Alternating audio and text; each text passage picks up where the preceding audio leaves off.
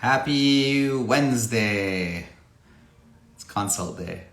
So today we have Wednesday's lesson of the day. And I just got back from Guatemala this weekend. We were there for a medical mission, went to Antigua.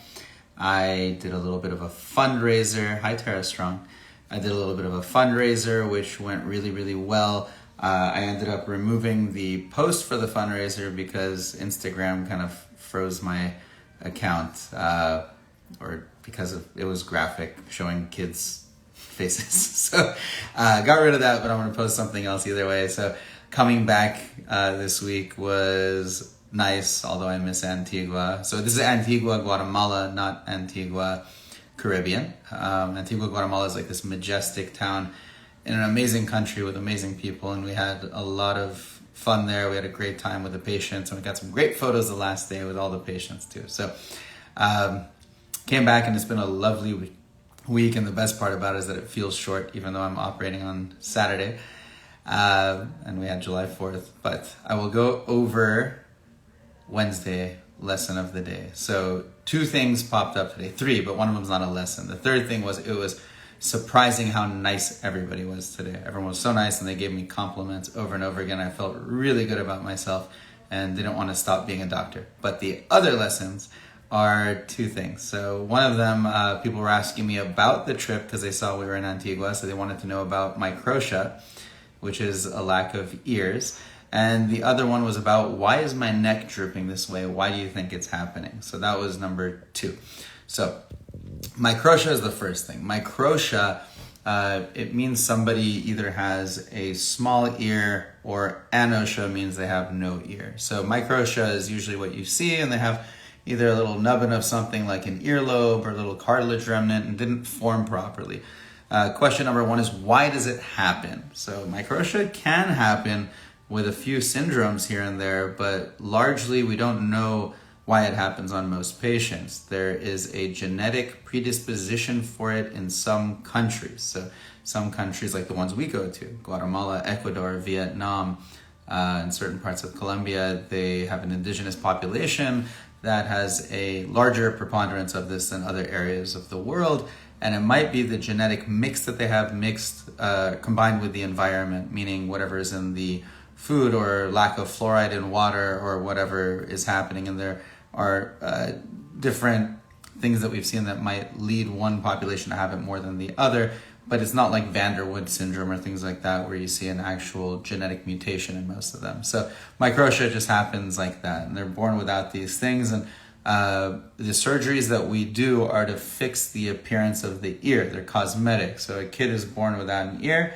One side they have an ear, and it looks kind of asymmetric and funky, and it affects them a lot. So you're fixing the cosmesis. You're not fixing the hearing. Fixing the hearing is very different and very difficult in general, because these kids either don't have an ear canal or they don't have a middle ear, meaning they don't have the eardrum that we have or the bones behind it that the eardrum moves onto. When that's the case, you resort to either bony vibration hearing or just crossover hearing aids, which go to the other side to help with localization. So some of these kids can get canal surgery to give depth for appearance. Some of them, uncommonly, can actually get the canal surgery to connect to a middle ear and try to get some hearing that way. That's pretty uncommon, very uncommon. And the last one is just putting a bony vibration device there that can vibrate around the skull, and you can get hearing that way. So largely we're doing this for cosmesis. And the way you can reconstruct an ear is to either put an implant in there with something we call a MedPort implant or porous polyethylene implant. And that's what somebody like Dr. Reinich here in LA does a lot of. Or we make it from ribs. So we go and we take 7th, 8th, and 9 ribs, or something down there, usually 2 ribs as a block and then a long floater. And we reconstruct the ear using something called a Nagata technique. And there are surgeons like Nagata or Fermin, who's in France, and they do most of the teaching in this area on the methods that we use. But the idea is to form something that looks like an ear out of cartilage, and then we bury it back under the skin. So initially it just sucks down onto the skin, and it's a flat ear like this against the head. And if you look at pictures I'll post later, you can see that. And then 6 months to a year later, we go back to the country and we elevate by taking a little bit more cartilage, putting it behind it, and we elevate it off the side of the head. So now they get projection. Can't always get symmetry like that. So sometimes we go to the other side and we tack it inwards. And that's called an otoplasty. So Deborah wants to know why my hair looks great. I put a little tiny bit of powder on it because I was on Court TV this morning. Not defending myself. I was on Court TV because they were doing whatever they do. It's depressing watching Court TV. It's a great show though. There's lots of like murderers and stuff on there. So there was like a girl who had killed the girlfriend of her boyfriend or something in a love triangle and escaped to Costa Rica and had gotten a nose job. So they're asking about that and why she did it. And it was just really interesting. Did she do it to disguise herself? Was it an identity change? Interestingly, what I forgot to tell them is probably not an identity change, but a lot of people, you can fool facial recognition by changing your nose because your nose is part of that three-dimensional thing that the facial recognition software looks at. So that's that. Back to the ears. So when we do those surgeries, they take about like 3-4 hours. We do them on a team. Makes it a lot easier. So 2 to 3 people working on it at once is way easier. Carving and getting the rib and putting in the pocket and all that kind of stuff.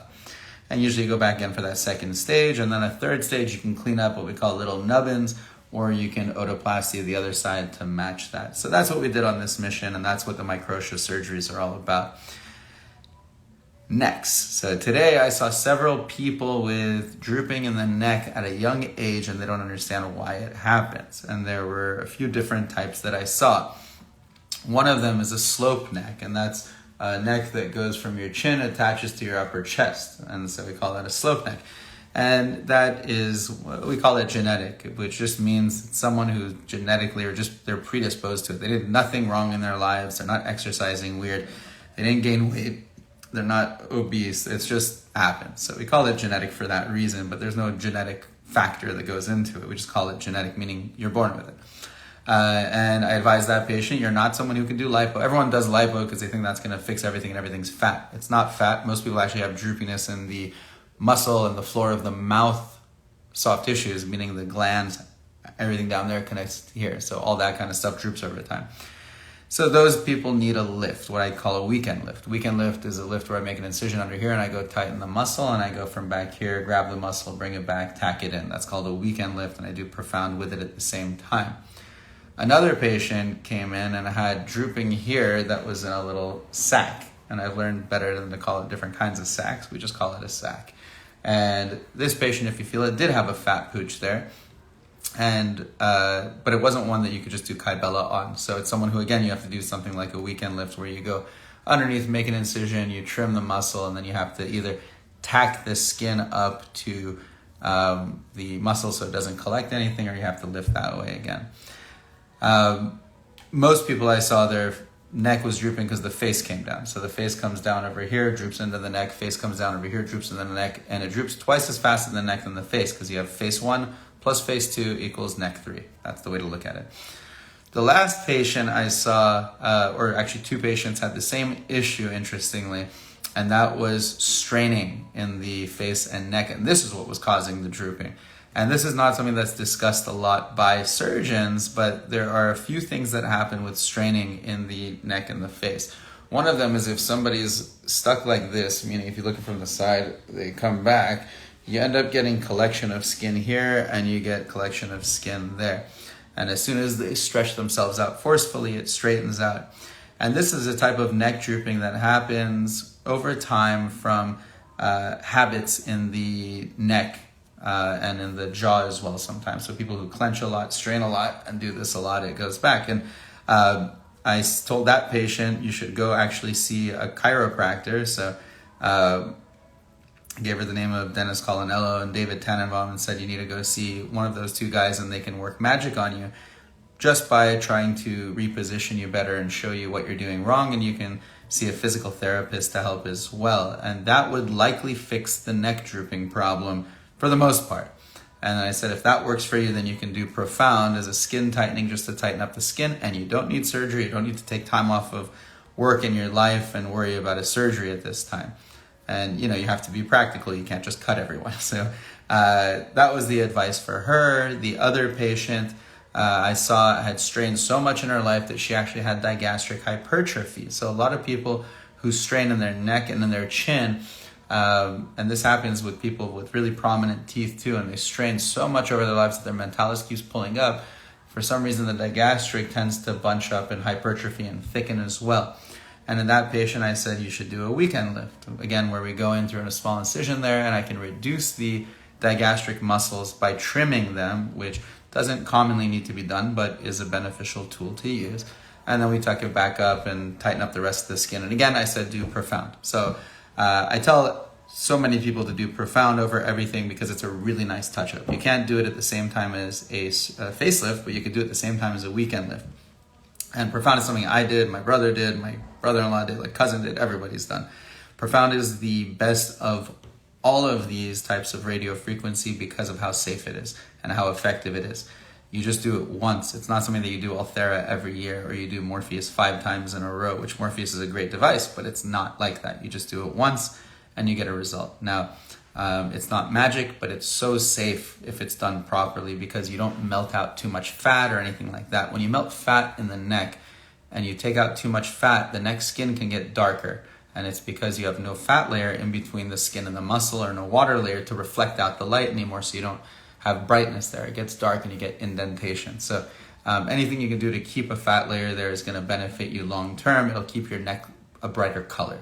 Nobody worries about color, but I worry about color because people come in talking about indents, and the first thing you see is that you notice the indent because it's dark, and that's why it's dark. So that would be the lesson of the day for all this stuff. I think for surgeons, just to realize that some of the patients that we see with these neck problems, it happens, they actually need readjustments in their position, and that's really what's going to correct most of it, and you can avoid surgery in them.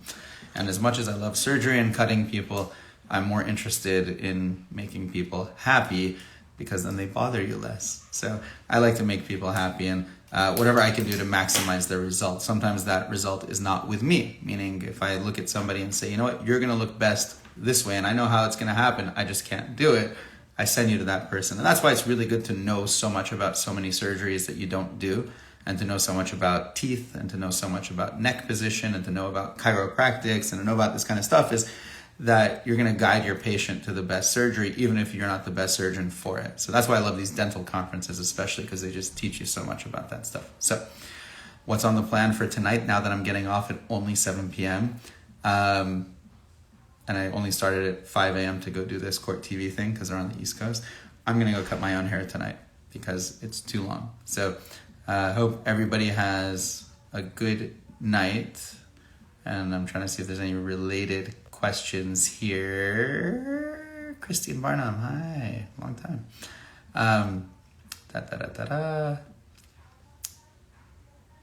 I tried profound on your recommendation, has lifted my jawline. Fantastic. Yeah, and I always ask people if they've had it before. They say, yeah, I've had profound, and they're usually talking about a different radio frequency. And the reason I know that is because they say they got no result. So that is that. Why are you so nice? Oh, that's nice. So I have an online portfolio, BeverlyHillsCenter.com. She got out on bail, I think? No way. Court TV, man. Do I use Profilio? No, but I heard it's fantastic. And new car yet? But I don't want to post it because people think I'm showy, so I'll show you later.